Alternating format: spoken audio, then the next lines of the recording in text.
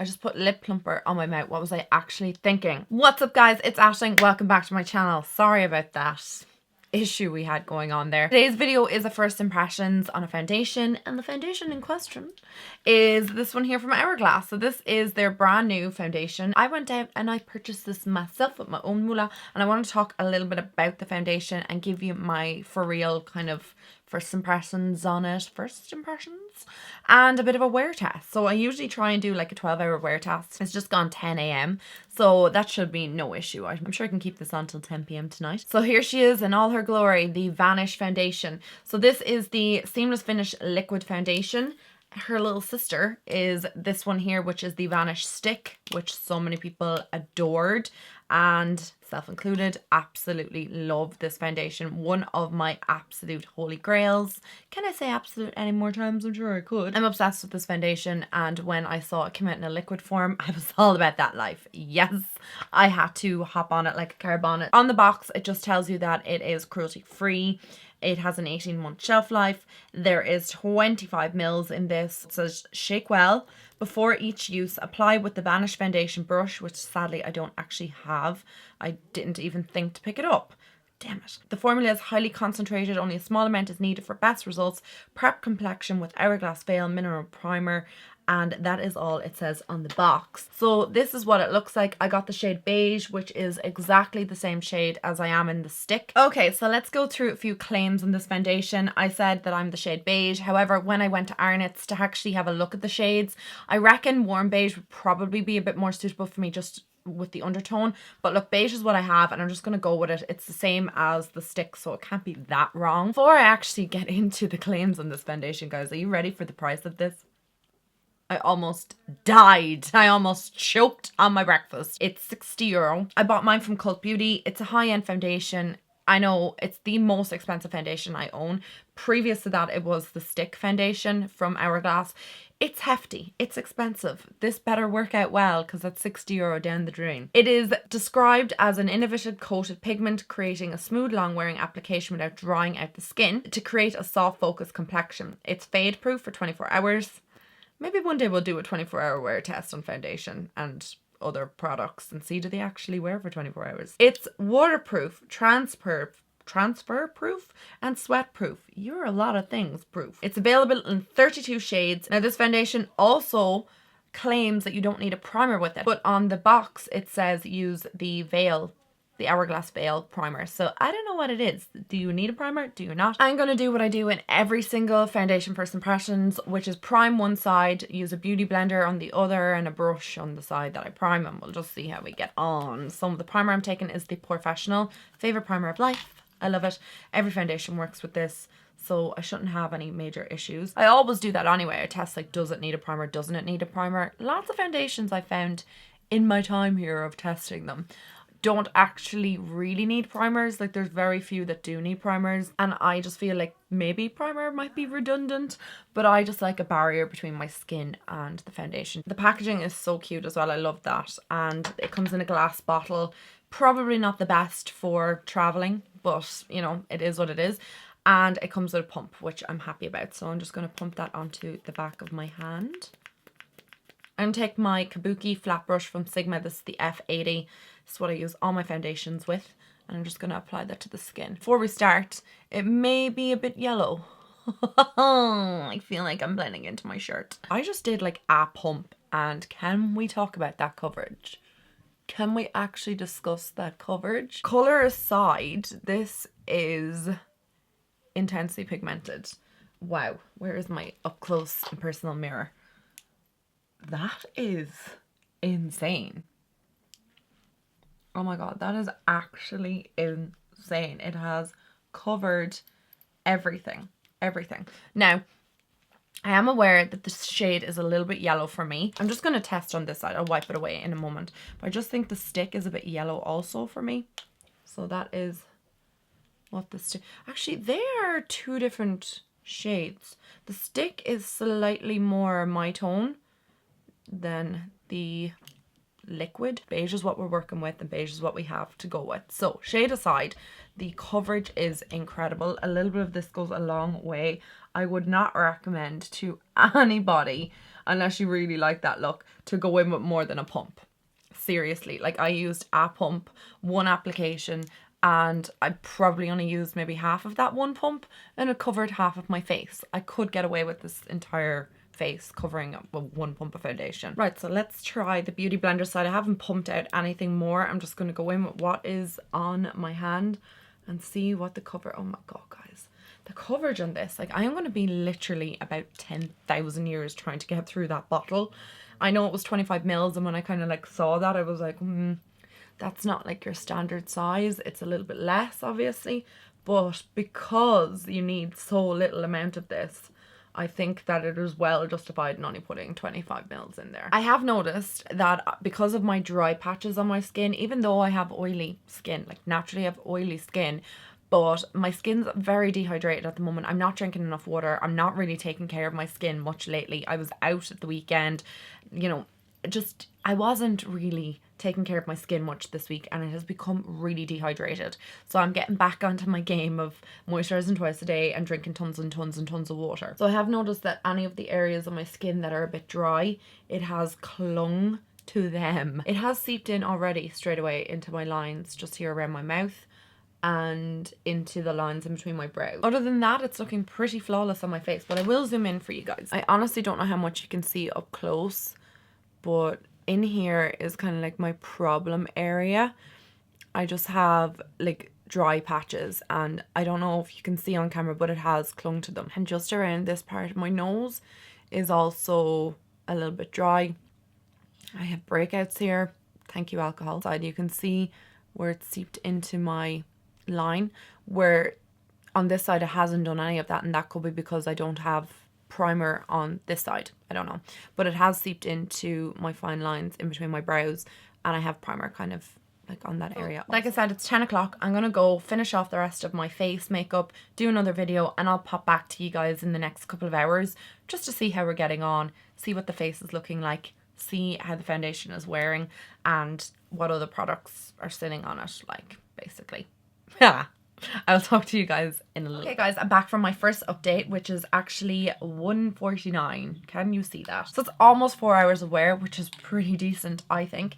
And just looking at the foundation, first off the bat, I do think that the concealer and like my cream products and stuff kind of helped, made the color kind of look a bit better on my skin. Like that's like besides the point.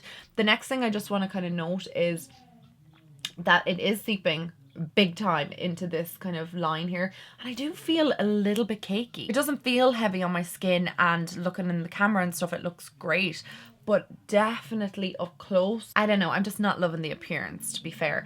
This side looks an awful lot better because of the primer. Like I feel like everything is kind of like sitting on top of it a lot nicer, whereas I feel like this side, it's kind of sunk into my pores, into my fine lines and things like that, and I'm not loving it as much. In between my brows kind of have a little bit the same of the issue, but I just feel like this foundation is making me look aged. I haven't watched one review on this foundation, so I don't know what other people are saying about it, but it's not what I expected right off the bat. It's only been 4 hours, so I still have a long way to go. I do want to say that everything went on top of the foundation lovely. Sorry, the lighting is getting like crazy now. Just hold out for me just for a few minutes. Everything blended out really easily on my skin, my concealer, everything, and I cream contoured and stuff. Everything blended well, it set well, it feels lovely to the touch. Like it feels like my skin is so soft. It's just when I look at it in the mirror. Now, I will play around with this foundation again and maybe use less product and see how I get on with it, because I feel like maybe I used too much today or something like that. Oh my god, sun, please help. So that's what it looks like with all my products on top.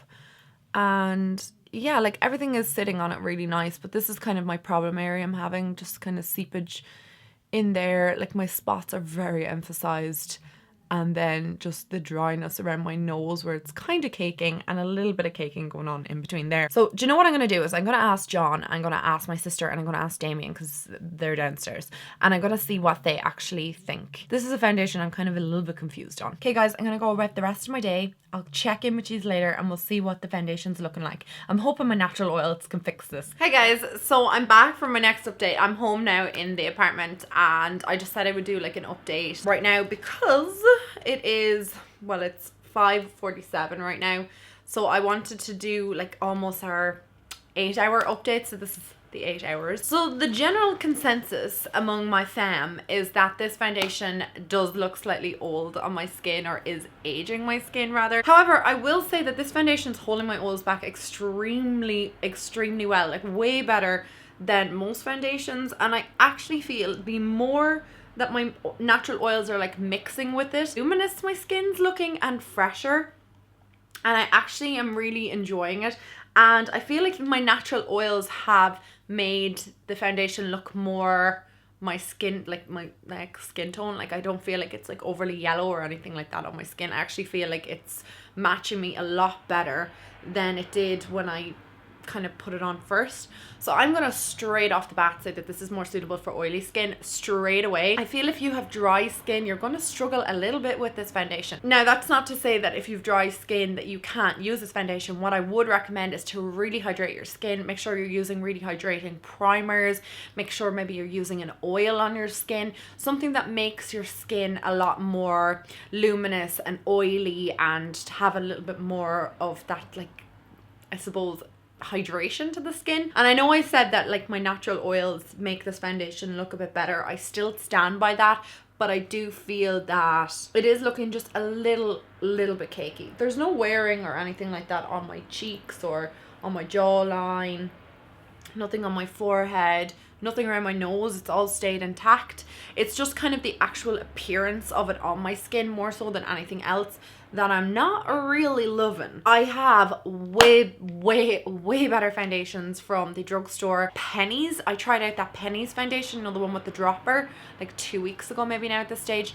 Fell in love with it, and like everybody in my comment section when I was wearing that foundation in a different video was like, what foundation you're wearing, your skin looks amazing. It was €6, 1/10 of the price of this foundation. I am not noticing any major issues with kind of longevity on the primed versus unprimed. If this foundation was €10, I probably wouldn't give it so much of a bashing, but because it's €60, I don't want you guys to waste your money on something that I feel you could get better quality from a drugstore, or even like a high-end brand that's just a little bit more affordable, you know, like something like from Estee Lauder or something from Armani or something like that. You know what I mean? Like there's no point in saying to you, yeah, this Hourglass foundation, €60, it's great, go out and buy it, when that's not really how I feel about it. Anyway, I'm gonna go about my day and I'll come back to you in another few hours when we're up at the 12-hour mark, and we'll discuss. Hey guys, so I am back to do my final update of the night. I will say, however, I have a ton of updates from the last time I talked to you guys. The first thing I want to comment about is how the foundation's actually worn away on my jaw.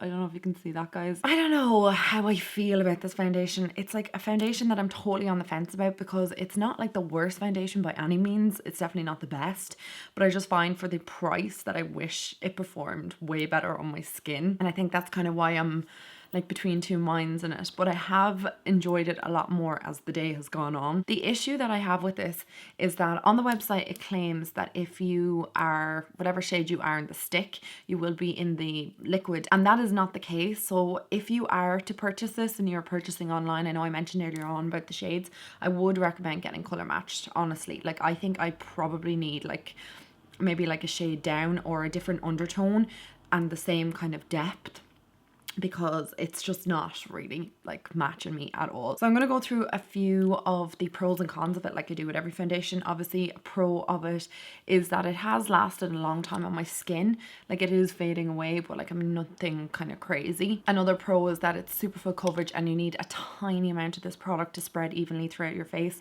So that means that you're actually using less product and it'll last longer for you. This does last an awful lot longer than the stick foundation, of the Vanish stick foundation. I have more cons, however, than pros. One con I have is obviously the price. It's outrageous.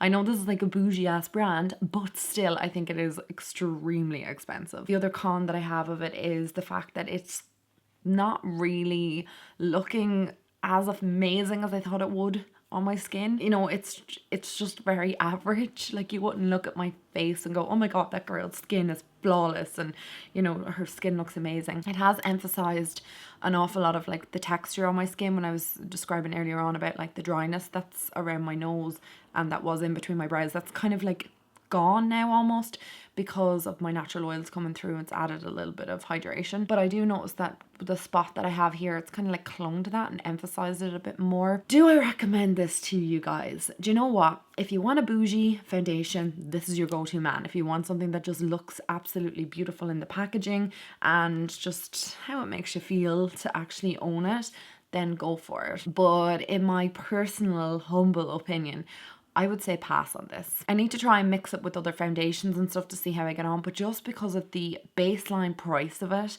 that is why I'm saying no. I just think it is way too expensive for what it is. I most certainly wouldn't be as hard on this foundation if it was more affordable or drugstore. I also don't really like the way it's like made my skin look a little bit more aged. I know I keep going back to that, I keep harping on about that, but I just feel like that's kind of like one of the standout things that I've noticed from wearing this foundation. I don't really have any more thoughts on this foundation. Obviously, this is a first impressions. I'm going to continue using it and see how I get on with it in the future and mixing it with the other foundations and stuff. Again, this is only my first impressions of it. I always say to you guys, don't go on my first impressions on it, because sometimes I love things and then end up not liking them, and vice versa. Sometimes I don't like things and then end up loving them. I don't dislike this foundation by any means.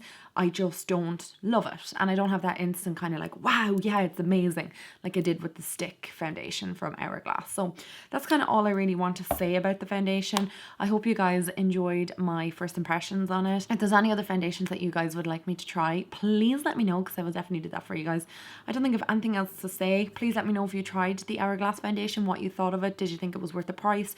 Did you like the way it looked in your skin? What did you think of the shade range? All of that jazz. I'm gonna love yous and leave yous, guys. It is way past my, well, okay, it's 9 minutes past 10. That's kind of like, that's time for me to chill out for the night. So I'll chat to you guys in my next video. I love you so much. Thank you for watching this one, and I'll talk to you soon. Bye, guys.